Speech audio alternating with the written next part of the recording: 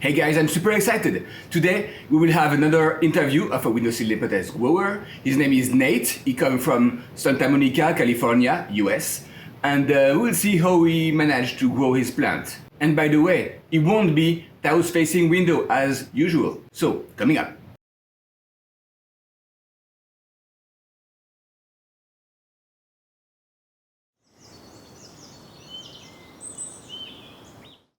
Hi, if you are new to this channel, my name is Remy. I've been growing carnivorous plants since I'm 16, and since I moved to Canada, I'm focusing on growing Nepenthes on windowsill.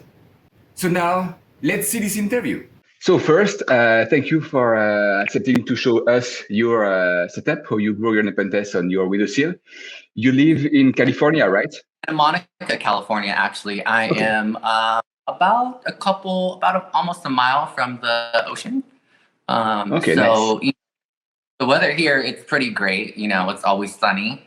This winter, though, we did have quite a cold, dry snap.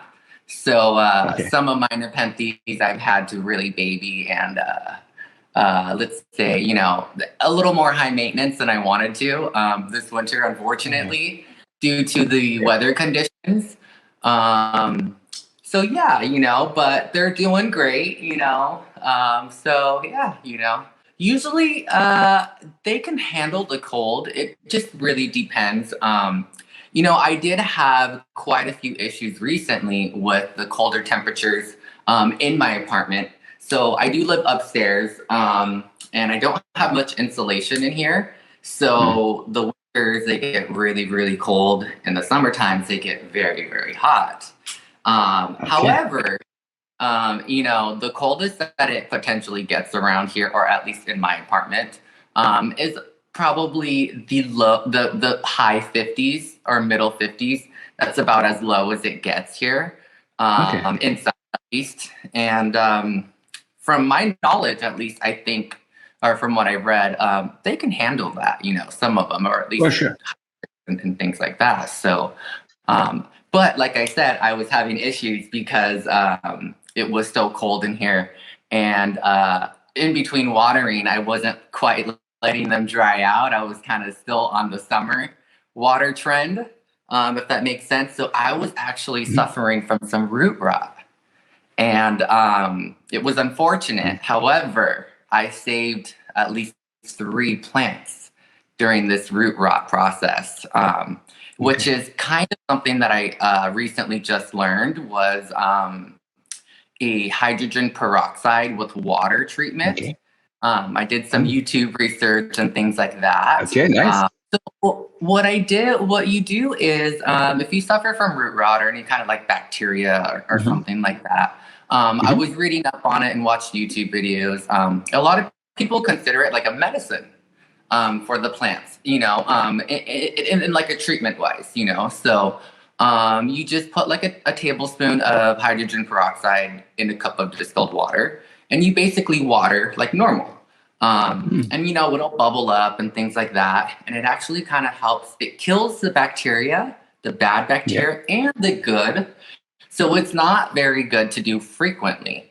It's more of a treatment, Since I'd done that, with my root rotted plants, I actually saved them. And I was really, really surprised about it. I was like, wow. I was really scared and timid to actually use the hydrogen peroxide because we know chemicals and things like that aren't good for Nepenthes. So I was very wary about it. But I said, you know what? I would rather take that risk than lose my plant. Good call. So, right. Can you show us your, you already talked about the temperature, so can you show us your plants and any time you have a funny story or an info, don't hesitate to share. Okay, so this here is a northwest facing window. My entire apartment is quite full of windows everywhere. So it's quite nice. It kind of works as a mini greenhouse in some ways. So what I will do is I'll start off with this guy right here.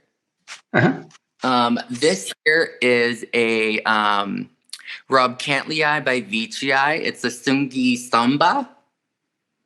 Nice. And This guy, it's one of my new favorites that I have. These pictures lasted a very long time. I've had this one for, I would say, about 3 to 4 months now. And Okay. this guy just started to kind of, wilt up on me a little bit. Mhm. I also had a growth point right here, if you can see, Hmm. and it broke off. Unfortunately, accidents happen. Like I mentioned before, I had broken a couple tendrils off of some of my neps. Like how I broke off my Rob Cantley bivici. Well, I actually did the same exact thing with this guy here, and I sadly broke it off. And then he grew me a brand new one right here.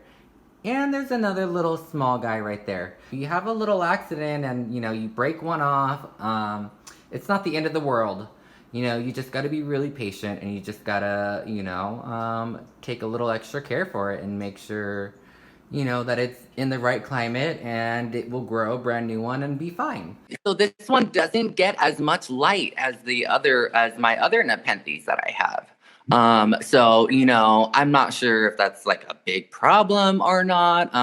But it seems to be doing okay. It's putting Mhm. out, new leaf jumps. It's got a new growth point. I also put Yeah. crystals in my substrate. I know a lot of people don't do that, but for me, I think it's great energy, and it looks pleasant, So Yeah. I kind of wash them out a little bit before I put them in the substrate or on top, because you don't want anything to compromise that, right? Sure. Um, yeah. So then I'm gonna move over to right above. Oh. I have a couple Mirandas, and you know, these ones were the ones that I struggled with some root rot with, Okay. and this guy right here, I saved it. This is one of the ones that I saved. Unfortunately, sadly, it was really big like that guy.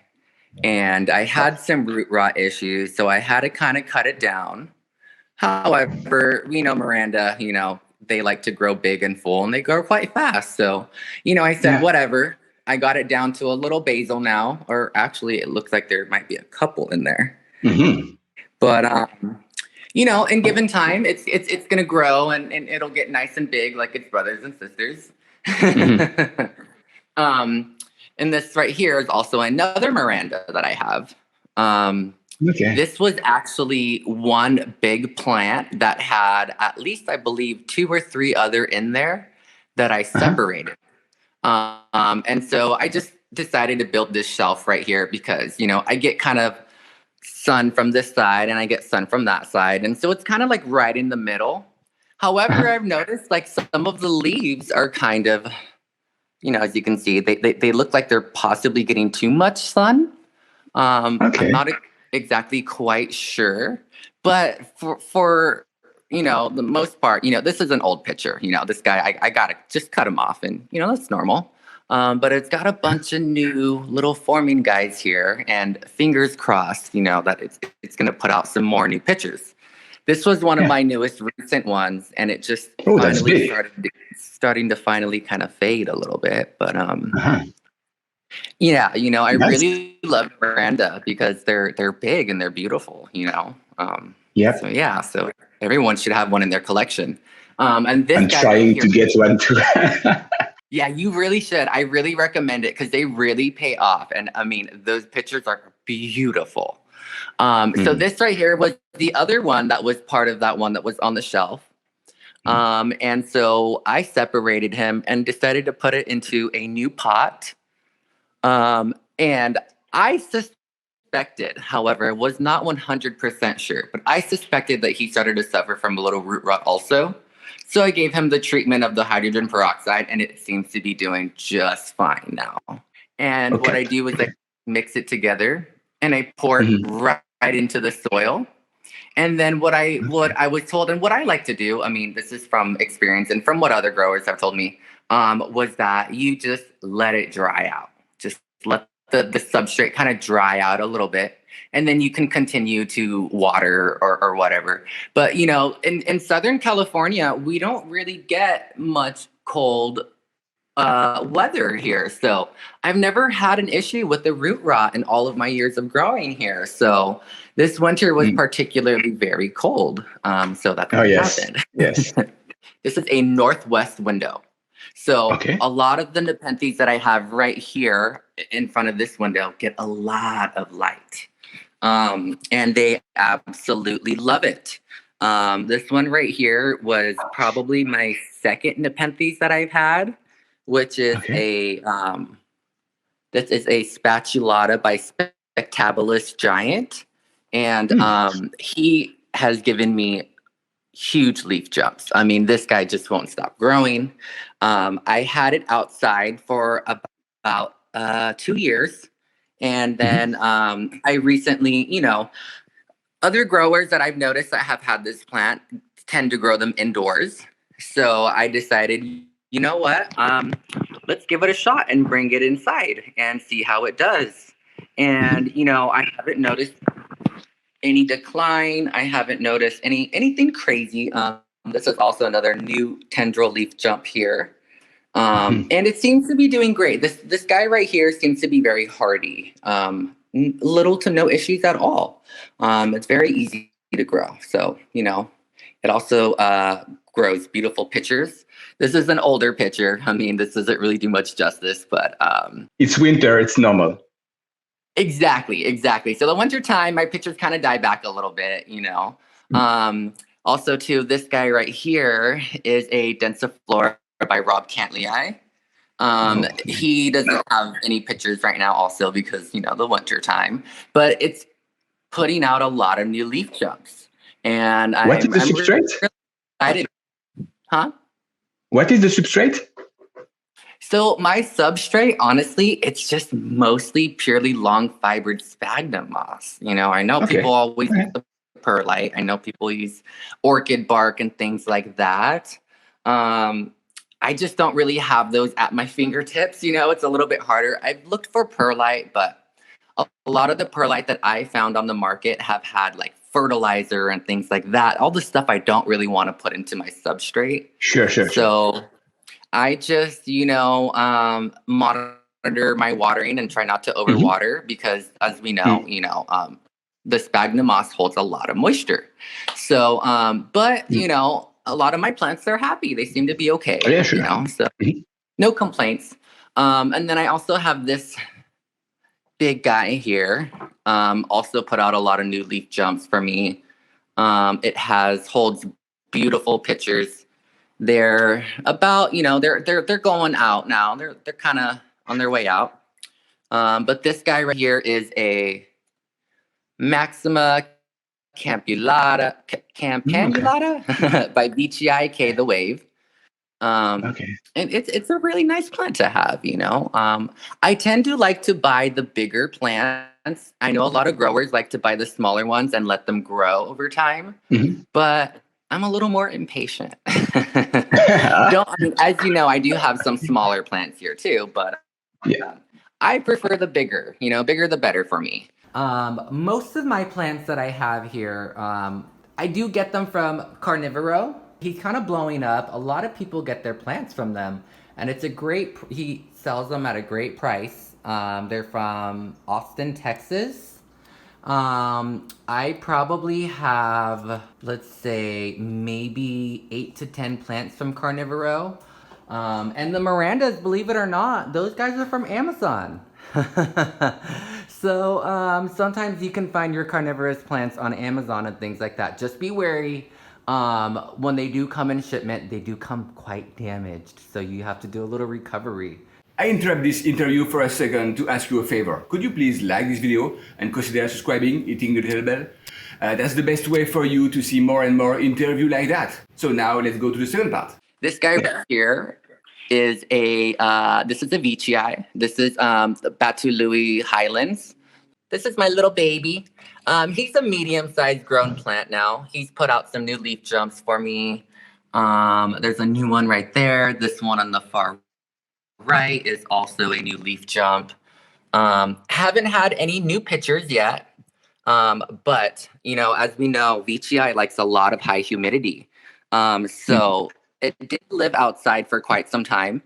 And like I said, this winter in Southern California, it's been very cold and dry. So I tend to find that I was having to bring it in and put it in the tank. And, I kind of like the whole thing with my Nepenthes is I really want Nepenthes that are kind of low maintenance. I want to just be able to grow them on my windowsill or grow them outside. I don't use any artificial lighting. I don't, I from time to time, I do use a humidifier. As you can see, I have this guy right here. And that's only when humidity is very, very low in the apartment. If it's like drops outside to like a 14 or something lower than 20, then I'm gonna probably put my humidifier inside because you just don't know. I also have a humidifier gauge here that kind of helps me monitor what it's like in here. So right now it's 69% humidity. That's nice. Which is great, really nice. No. Yeah. They like at least a little bit over 60, right?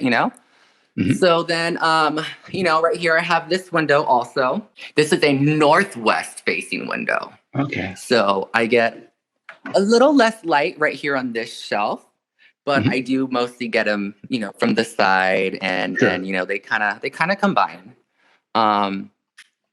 So right here, I also have another Rob Cantley by VGI Singy Samba. But yeah, this is one of my favorites. He's got a bunch of new leaf jumps, and these pictures, have not been affected in the slightest bit at all. They are just as fresh and brand new as the day that I got them. Rob Cantley by VGI is quite a hardy plant. I'm starting to learn. So, I recommend also maybe if you can get your hands on one of these guys, definitely do so because they will be very rewarding. As we know, Rob Cantley Nebulara gets very, very big. And then, with having the VGI parent in it, you're going to get some striping also and beautiful colors. So, I'm just afraid of the temperature at night. So my temperature at nighttime, the lows, like I said, the lowest that it gets is the high 50s. Typically, my nighttime temperatures are 62 to 65. And my daytime temperatures are anywhere from 70 to 80 or 75. Right now in the wintertime, it's usually around 70 to 75. The summertime, this apartment gets very, very hot. Like 98 degrees sometimes, I saw your video with Nepenthes, and she also said the same thing, how her apartment gets very hot in the summertime. I think it's funny because we both share that same type of climate. Yes. Even on the colder, it's just, a lot colder there. But I know what she means when it gets very hot because mine also does. This here is also one of my new favorites that I just got, which is a Nepenthes Lowii by Ventricosa Red. And it's just beautiful. It's gorgeous. Like I had been trying to get my hands on one for quite some time. Where did you buy it? This one right here, I bought from Pet Fly Trap. And I was looking around to see who had them. I know Carnivoro had one at one point, but I missed out, unfortunately, and I didn't get it in time. So I did some more looking around, and I found Pet Fly Trap had them. And so I said, you know what, I'm just gonna. It is beautiful, and also too, they get really big and tall, and they vine. And the upper pitchers, these are, I'm pretty sure these are the lowers, right? This is kind of still a young plant. But the upper pitchers from this, they look just like Lowii. And they, these are my lowers, but I know that the upper pitchers, they get a lot of lid hairs, which is, I'm excited. I cannot wait for that to happen because, we all want lid hairs in our Nepenthes, right? Kind of like, we want, everyone has a different preference, but if you got the lid hairs, then like, hey, this is a prime plant, right? Yes, exactly. um, um, so yeah, this is one of my newer purchases. A lot of my plants I kind of get from the same sellers. So I mean, this one was my second Nepenthes I think that I've had since I've moved to Los Angeles. This was also at Flytrap. Um, this guy right here, the Densiflora by Rob Cantley, I want to say that I think this right here was by Cook's Carnivore or Dean Cook. Are you familiar with him? Or heard of Nope. him? He's kind of he's just another a Nepenthes grower. So I bought out from him. My Veitchii, I actually have two of these Batulois. This right here was a that had two in one. So I got lucked out, and it was from a private seller. I don't know. I mean, if you've heard of him or not. His name is Stephen Englen. And he grows a lot of Veitchii, and got these. Yeah, right. I didn't really hear about him until I started going on Instagram, and other people tagged him. But a killer deal. I mean, Exactly. indeed. So this plant was another baby on site for $40. Like, I mean, 40 US dollars. And I Yeah. mean, usually when I see Vici, I go for at least 95 to $150. So I really lucked out with this guy. So I'm very grateful. Yeah. Off right here. Berkei by Vici. Had beautiful big pictures. Sometimes all settle in great, so they're on their way out, but they were beautiful pictures. Here's another little side guy that's hanging out, right? Doing okay, but it's on its way out. This is kind of an idea of how they looked when I first got them. Pretty good size, nice color. Yeah. So yeah, and then I have a couple little babies here. This guy here is Mariliana by Maxima Telegenis. And Okay. I find this guy to be quite a slow grower. I've had it for a couple years, and it'll put leaf jumps out, and then sometimes it'll stall, and then I'm not sure. Maybe it might need more lowland temperature or something. I'm not quite sure, but usually I kind of research, what kind of climates they prefer, and I usually go for highland or intermediate. Because I live in Santa Monica, Los Angeles, and the weather here is just kind of very temperamental. At least for this year, at least it's been all over the place. Down here, I have a Hugh Rihanna. This is a lowland plant, though. This is not technically something that I really go for, right? And I had some issues growing it at first. So I put it inside a little terrarium, and it seems to be doing good now. It's happy. It's put out a lot of new leaf jumps. However, it's not my particular, go-to type of plant, because islands and low maintenance plant. A lowland is a little bit more high maintenance. And then I also have right here, this is a Alata. It's a little guy, but he's getting big. He's getting up there. Okay. Nice. And then I also have a Maxima right here.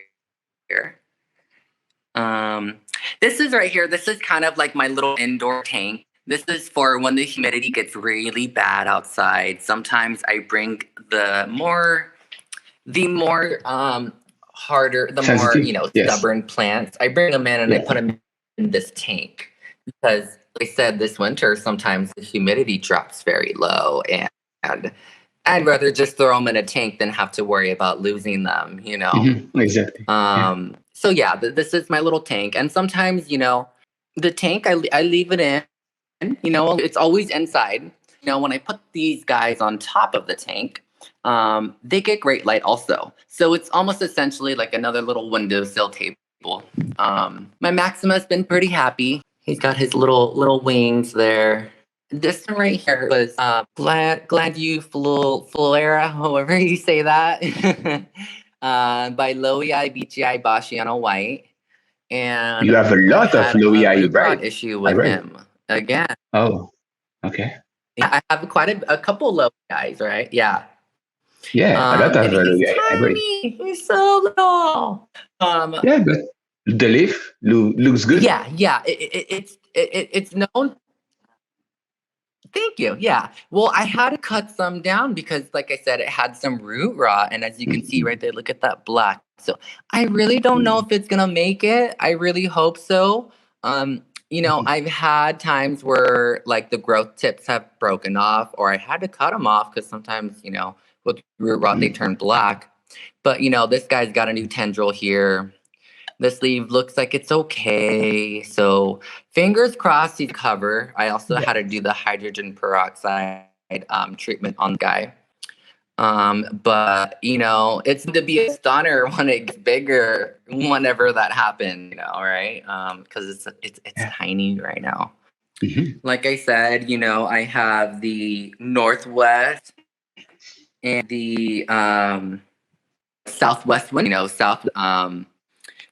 head looking at this window. If I were to if all these buildings were gone, because I live in Los Angeles, it's an area. Yeah. The ocean is straight ahead. So, Nice.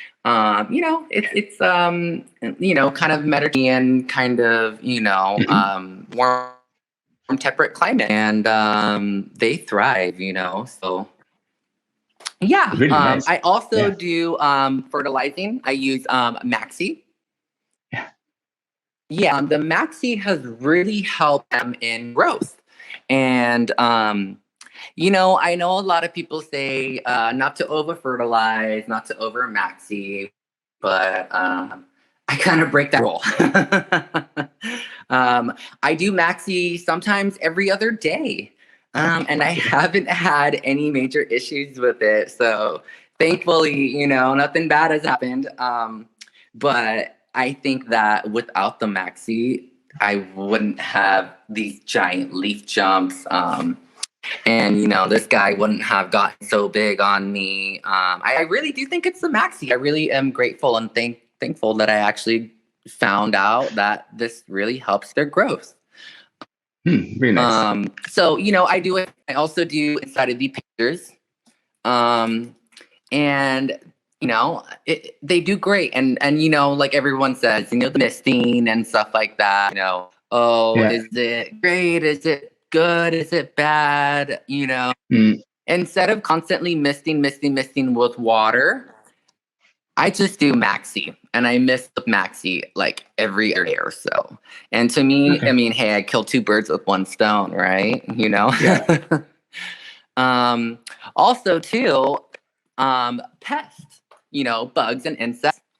I use the Bayer 3-in-1 insect disease and mite control, which is a systemic insecticide. And this year, sometimes I'll get fungus gnats or, like I had a couple of issues with aphids with my Venus flytraps in the past. So this right here, I did a lot of research and almost everyone that grows Nepenthes and carnivorous plants recommends to use this guy.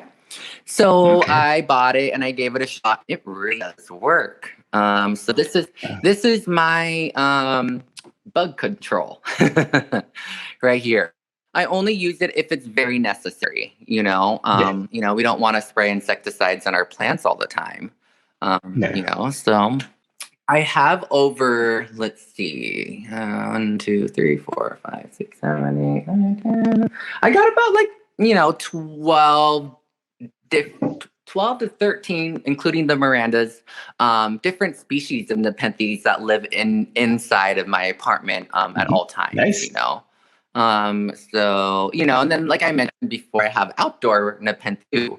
But the ones that I have outside are usually, Ventrata, a lot hardier, easier to grow, that can handle, the fluctuation, humidity and temperature, things like this. So I said, babies, they stay inside. Okay. If you were to give an advice to somebody that want to start growing Nepenthes on a windowsill, what would it be? Yeah. Okay. So I think as a beginner, if you were just starting out, I would maybe go with like a Ventricosa hybrid, possibly. They can handle. I think they can handle a lot more fluctuation in temperature. They can handle, lower humidity. And as long as you give it, a decent amount of light, you should be fine. This guy right here, my Lowii Ventricosa Red. Those guys too, I also recommend to grow on your windowsill if you can get your hands on one. If you want something a little bit more, variety than just your typical ventrata, Lowii Ventricosa or Ventricosa Lowii is also another great option because they're also known to handle temperature fluctuations, lower humidity, also kind of like the ventrata. So Okay. I recommend, Lowii Ventricosa. I'm sorry, I know you asked for one, and I'm listing like a couple. That's okay.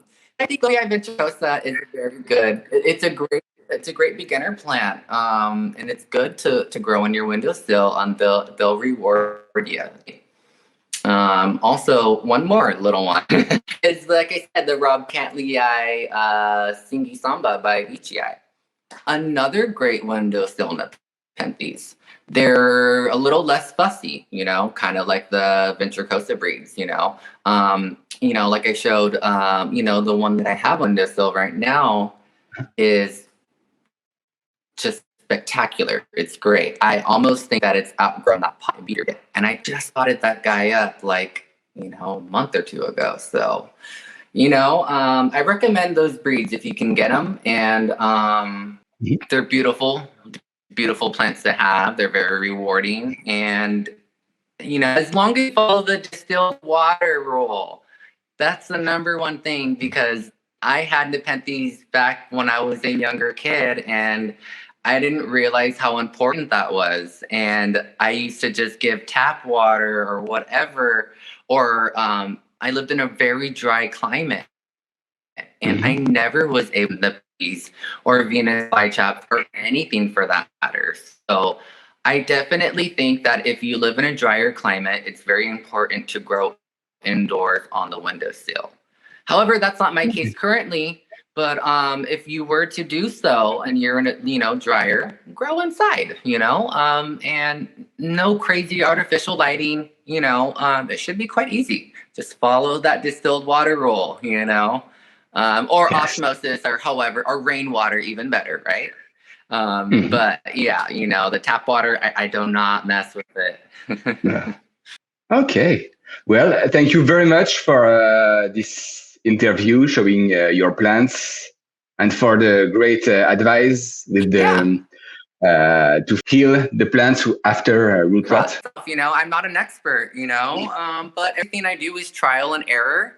I do research. I watch other growers. I watch your channel a lot. I like to see what your other growers do and their advice, and they do, So I'm really grateful for having this opportunity, because maybe my my grow setup could really help other people too, and vice versa. So yeah. So thanks again, and yes, have a great day. Thank you. You too. Have a good one, and thank you for the opportunity. It was great to talk to you, and I'm excited. I'm really grateful to talk plants, because there's not many people that can talk plants over here in Los Angeles. Okay. Yeah, thank you again, and yeah. Alrighty. Well, you have a good day and a great weekend. Thank you. You too. Bye-bye. I hope you enjoyed this video as much as I did. It was a pleasure to interview Nate and to see that you can grow Nepenthes on a windowsill if you don't have south-facing window. It means a lot that you accept all to share your setup, or you grow your plants on your windowsill without having the perfect picture, perfect plants. Last time it was a pest issue. Now it's a cold issue plus rot rat. So just not being shy to share how you grow your plants means a lot to me, and that's the best way for us to share and to learn from each other. So that's really something I'm glad to be part of. So until next time, happy growing.